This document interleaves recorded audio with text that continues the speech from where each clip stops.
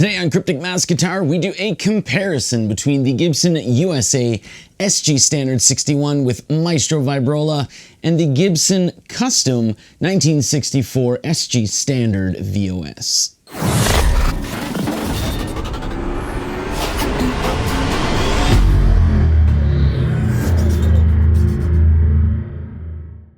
Now, I always say the same thing in these guitar comparison videos, and that is that YouTube videos are fantastic.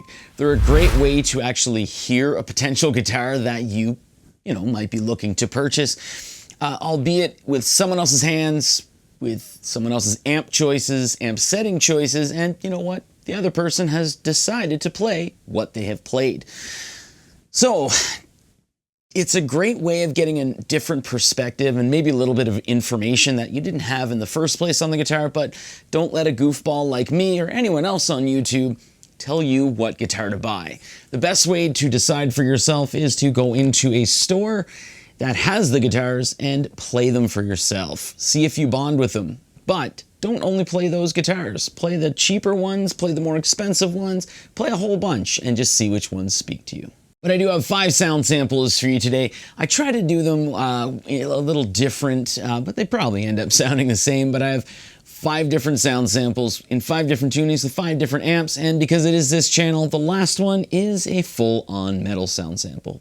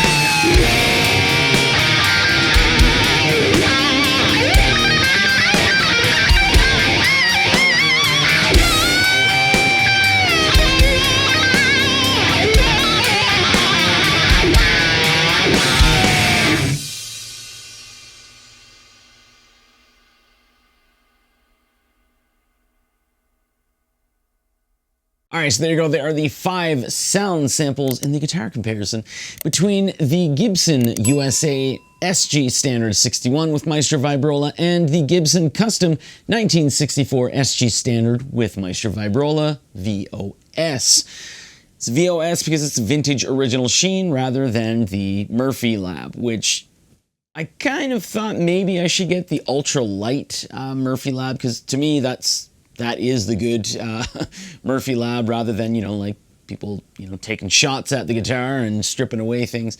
I really do like the ultralight, but the VOS was readily available to me with like a 1-week wait, so that's the one that I got. So I'll quickly go over some of the specs, and then I'll give you my opinions on both guitars.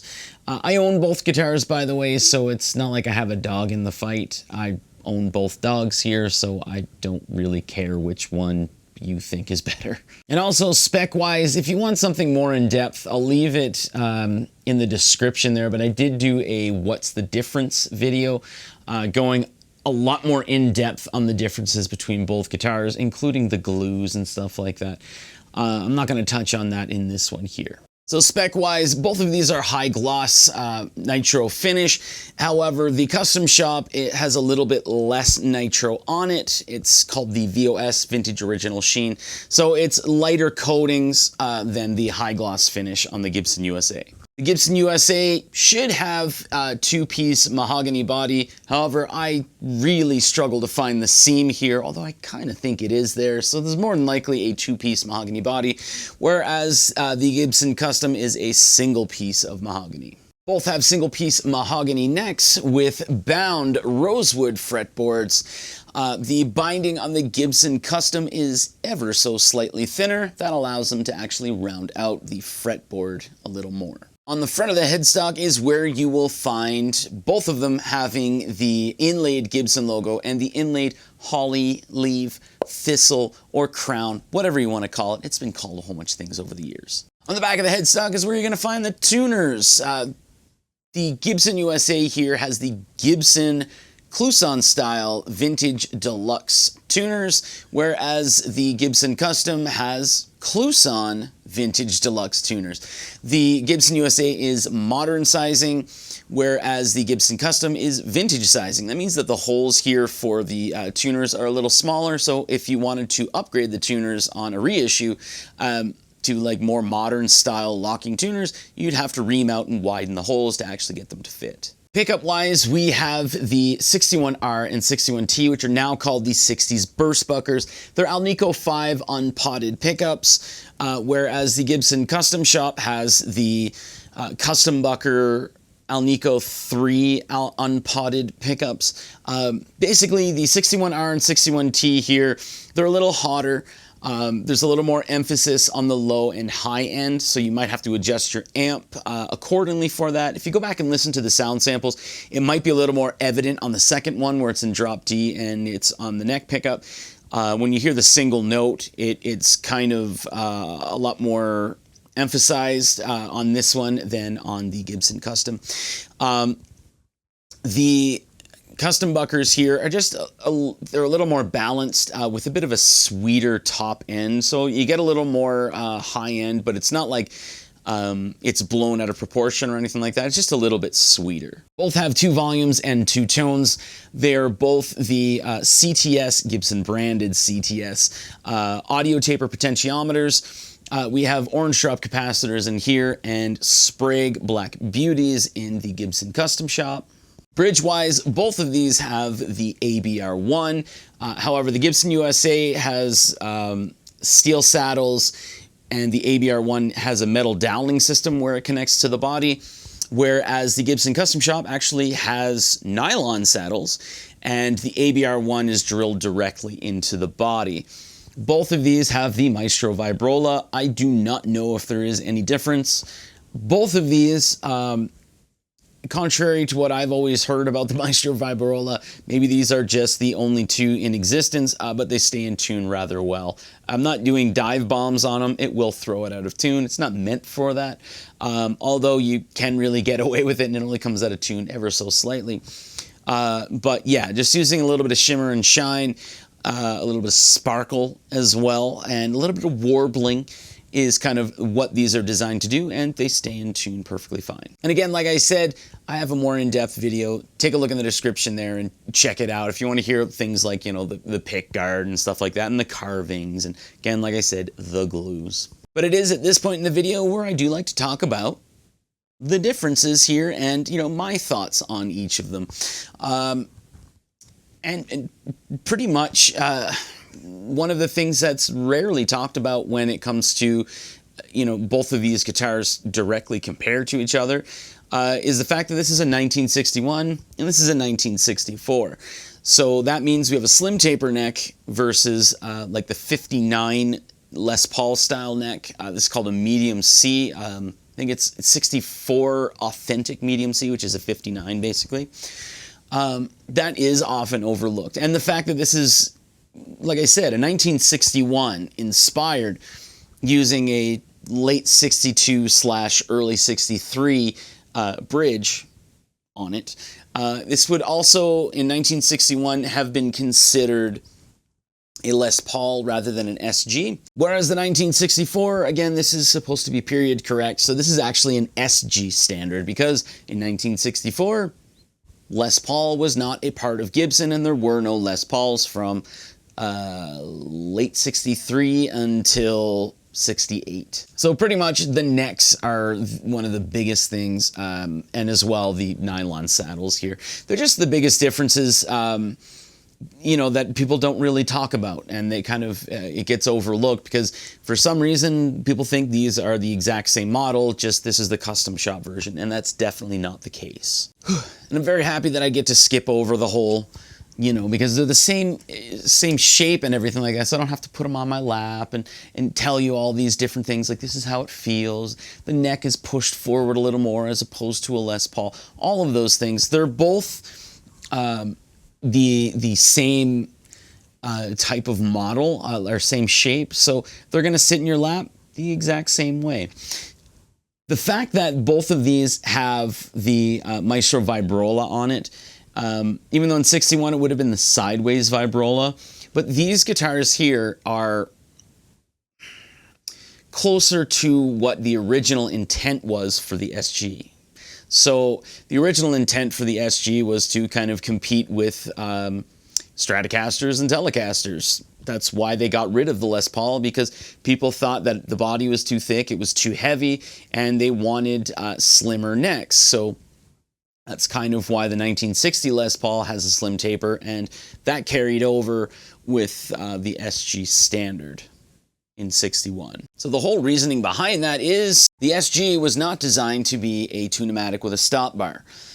It's lightweight, and it's designed to actually have a tremolo type system here, or something like a vibrola type system. So that is why there is so much neck dive in an SG that has a tune-o-matic with a stop bar, because there's a whole bunch of weight missing from the bottom of the body to actually keep it balanced. So if you actually looked at like descriptions and stuff like that when they came out with the 1961 Les Paul Standard, it actually said it's a little bit more of a balanced guitar. So it kind of stated that it wouldn't have neck dive. And with a tremolo system, or again a vibrola system on it, it is less likely to have any type of neck dive. But still, we're all adults here. Don't use nylon straps, use leather straps. And the added weight that the Maestro Vibrola actually brings to the guitar makes this, to me, the best SG design. Because that added weight and that added balance, it kind of makes the SG, I don't know if it would be vibrate a little more. I feel it a little more when I'm playing versus one with a tune-o-matic and a stop bar.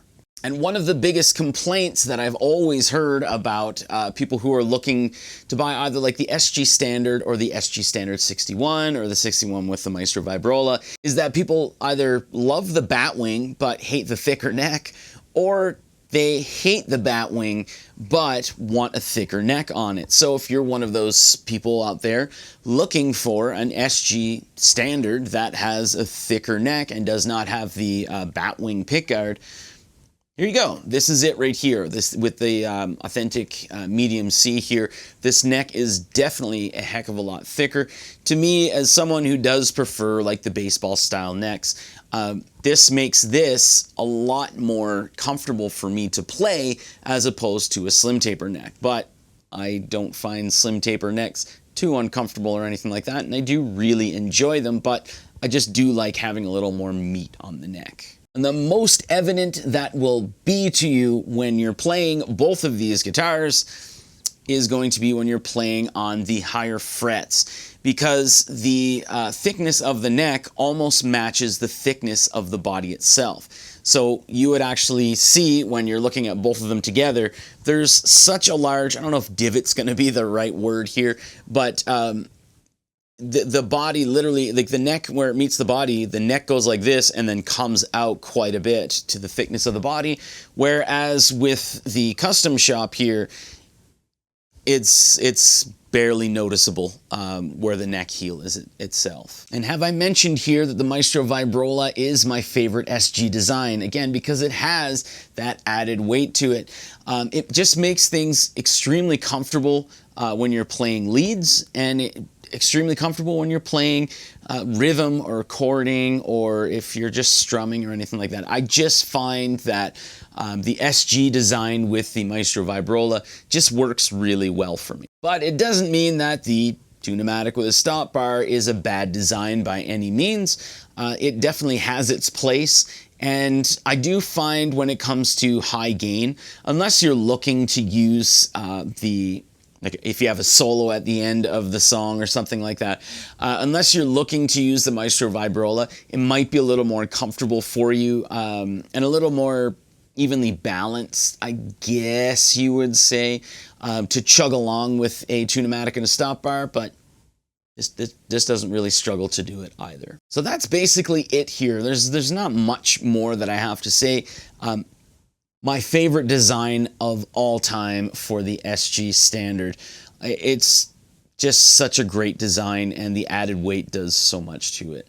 I might actually do a video with all four of them, so the Gibson USA and the Gibson custom shops that I have, and just kind of do like a full comparison between all four to show the differences and stuff like that. Although that might be boring, but might help people out as well. Thanks for watching.